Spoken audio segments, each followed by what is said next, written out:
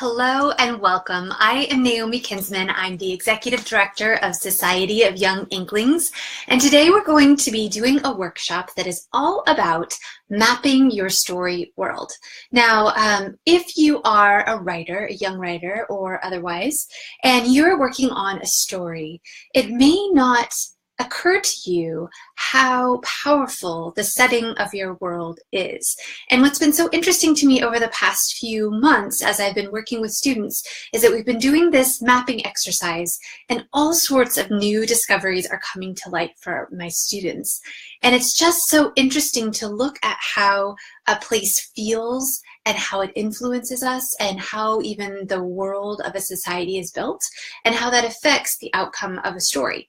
So before we dive into the activity, I want to point out that you can download the printable if you'd like to play along, but really if you don't have it yet, it's going to help you more after the session. You can always just grab a plain white piece of paper and a pencil. You don't need color right now, and we're just going to go through an activity. I want to show you a couple pictures to get us all in the right space to talk about the feel of a setting. So the first one I want to share with you is from Journey by Aaron Becker. So look at this setting here. And I want you to think about what sort of feel that place has. Now we're also going to look at a different kind of setting.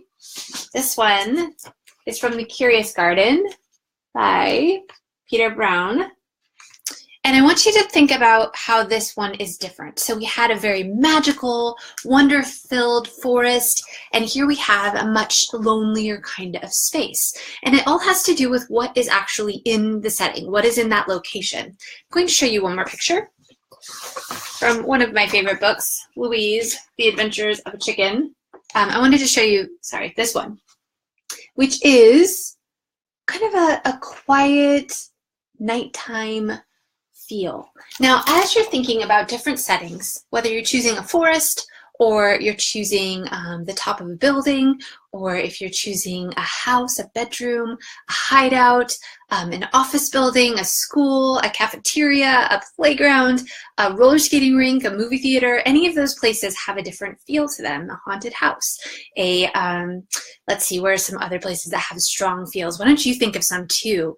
I'm thinking right now of our neighborhood garden. There's a rose garden near my house which has a different feel, or a museum. When you go to a concert and you sit in the orchestra area looking up at a stage, that's a different kind of setting, or being backstage is an interesting setting. So there's so many different places that we go even in our everyday lives. There's everyday kind of places and there's big and special kinds of places. So in this exercise, what we're going to do is we're going to map your story world. I'm going to be asking you some questions that I want you to go through with me, and I want you to draw as you think of answers. Now, I promise you that I'm going to ask you some questions that at first might feel like a bit of a stumper. So you might think, well, that doesn't happen in my story, or that doesn't happen in my world, which is just fine. Of course, I don't know everything about your story, so I can't ask the exact perfect question for every single person that might be watching, but I want you to try to translate the question that I'm asking into the world of your story. So as you're thinking about this, what would you, how would this work in your world? Let me give you an example. In just a moment, I'm going to ask you about where food is gathered, stored, and purchased, even consumed. So if you're thinking about a world that is full of farm animals, food is delivered in a different kind of way than if you're writing a dystopian novel. But they're good questions to think about anyway. Where does food come from for my character? Or is it really just about the kitchen and mom or dad goes shopping and brings home food, and so the child isn't necessarily involved in that, or maybe the child is involved in that and goes often to the store and that's one of their favorite things to do. All of these things are giving you more information about your story. So I would like to dive into the activity so that you can get started with me. The first thing, if you do have this mapping sheet like this, I want you have a box here, so you can use the box, but a lot of people find it fun to make some sort of blob shape, just kind of to give themselves a boundary. And when we're talking about the world of your story, I want you to think about kind of the area where your story takes place. It could be a neighborhood, it could be a city, it could be a whole country if you feel like you need it. If you're doing a fantasy story, you might find that you have some mountains and a river and a cave, but you're just going to define some space for yourself. And then the first thing I want you to draw is I would like for you to draw where your character lives. Now this can be a challenging question because maybe in your story your character is far away from home. So you might want to draw in the corner a little nod to home wherever home is. Or you might want to think about also how that happens in the story. So does your character have a place where they sleep at night, a place where they feel safe and comfortable? This would be home in your story. You could even have home be a campsite or a treehouse. It can be a lot of different things. Okay, now I want to point out, I don't want you to get too detailed about drawing the house and all the rooms and everything about it. What I'd like you to do is I'd like for you just to draw the basic, maybe square, label it. You can go back and add details later if that's the kind of thinker that you are. Next up, I would like for you to think about in your world where people learn. So there could be a school, but there could also be a training ground where people learn how to use magic. Or there could be a place where people go to learn how to do their jobs. Or there could be some sort of gym. Or there could be even a sports field or something like that that's about learning what people need to know in this world. So think about where does that happen? Actually, one of my students said it happens in one of the stalls because there's lots of animals in this farmyard. And so in one of the stalls, they can actually go and learn from some of the older, wiser animals. So anything goes, but where is it? You may have to add another label to the home section that you just added as well, if that's the case for you. All right, next up, I want for you to think about where your character feels most safe. Where do they like to go? For one of my writers, this was, she was thinking about a world where wolves lived, where her wolf pack lived. And so many of her scenes take place in the forest. So she was trying to think, how can I add some variety? How can I bring something special for this character? And she found an area by a river where she thought that her wolf might go to think and reflect. So think about in your world, where might that spot be? Is there a special hammock? Is there a sunny meadow? Is there a park? Is there just some sort of comfortable, happy place, a hideout even for your character? And then we're going to do the opposite.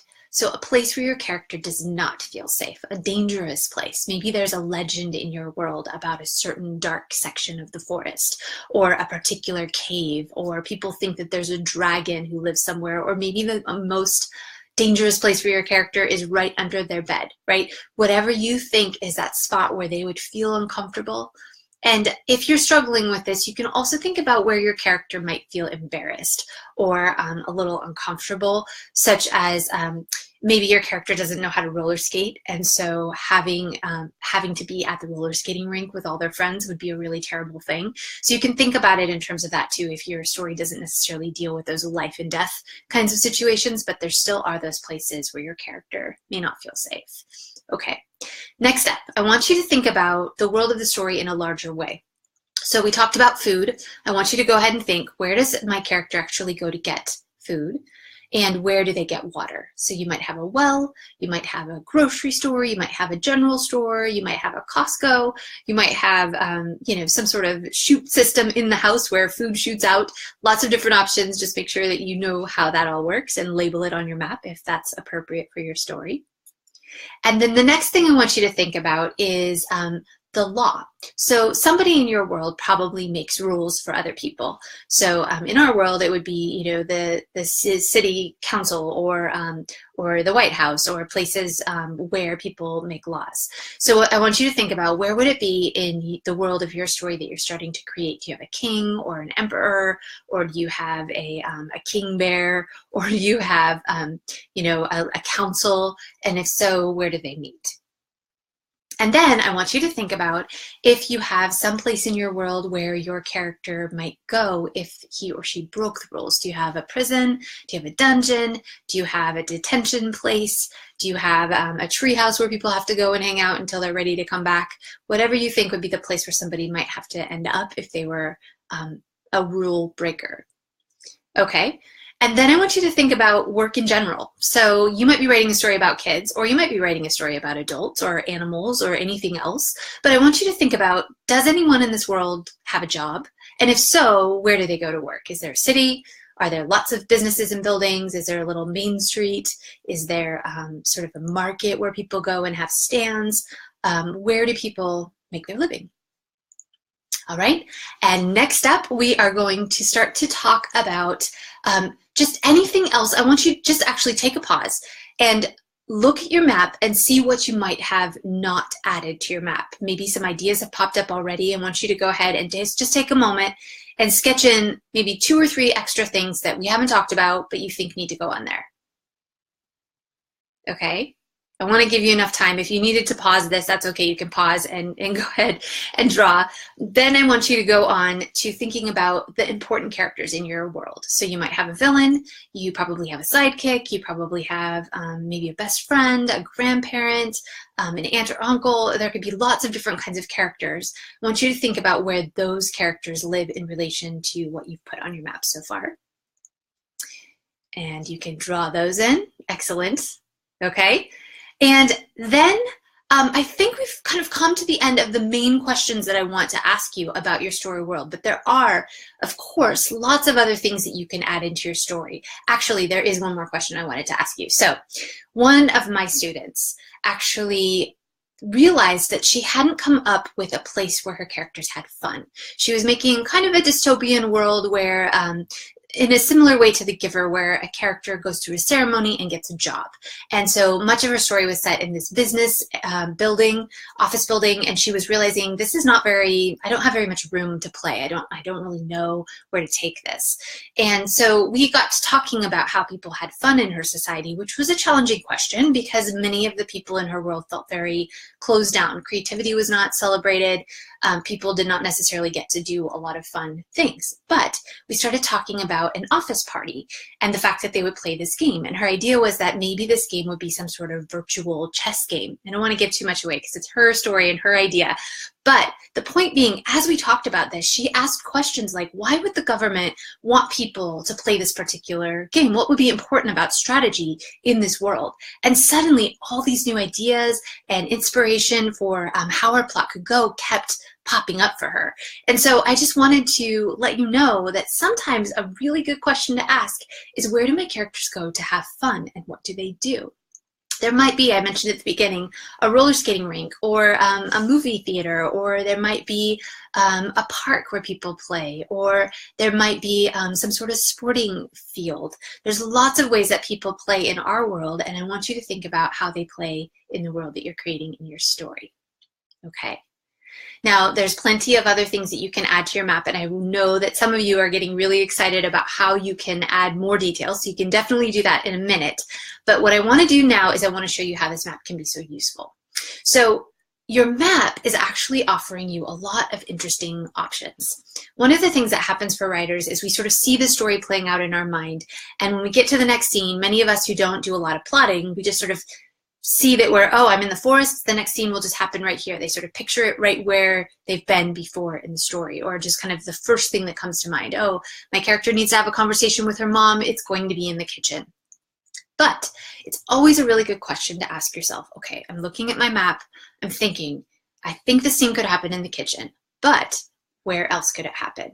So there's lots of places that people have conversations with mom. It might be in the car, it might be in the kitchen, it might be at the park, it might be outside of school, it might be in the deep dark forest, depending on your story. And those details can really change the tone of a scene. So we're going to play a thought experiment. I want you to think of a moment in your story where there is a scene, something that's going to happen, maybe something you have not yet written. And I want you to think about, where did I first imagine that that was going to happen? And if you haven't chosen a place, then choose a place where you think it could happen. And then I want you to go ahead and look at your map, and I want you to think about what would be another place that would possibly offer a different kind of tone for the scene. And then in your mind, just sort of weigh the pros and cons. You can even make a chart later if you want to think about how these details might work out. So what are the pros of having this conversation with mom happen in the car? Well, a car is a very confined space. So, if it becomes a difficult conversation, then you're in the car together and you can't get away. So that's an interesting dynamic. Or if you have it outside of school and it maybe is a little embarrassing and your friends are there and maybe somebody sees the conversation, that adds another element of something to the scene and maybe makes it a little bit more interesting to write. So as you're thinking about any scene that's coming up, this map continues to be an excellent tool. Another thing that people find is that as they look at their map, they realize, oh, I could have this scene happen, or this scene is a possibility. So this tool will serve you well in lots of different ways. I hope that you enjoy looking at your map and exploring it and detailing it. You can always go back and make a beautiful version. I know some people like to make this into a work of art that they keep along with their writing folder of all the things they're creating for a story. It's a fun tool that you can use. And I just want to remind you that one of the reasons that we're doing these Facebook Lives is because we're encouraging young people to consider submitting a story or a poem for our Inklings Book Contest. That's a contest we run every January through March, where you can submit a story or a poem. And everyone who submits, if you RSVP and let us know you're going to be submitting, we will send you a personalized letter back about your work, whether you win or don't win. Because we want it to be an opportunity for you to hear from a professional who loves to write, who is passionate about writing, so that you can hear feedback about what you have created, because your writing really matters, and that is something that we celebrate here at Young Inklings. So we hope that you'll consider submitting something for us, and this is the perfect time to start working on it. If you are inspired by your map, you can use this world that you've created to potentially add to the details in your story. And we look forward very much to hearing from you. And as always, if you ever have questions for us, you can contact us at our website. We're at younginklings.org. And I will be back with you next week at 2:30 Pacific time here on Facebook Live. See you soon.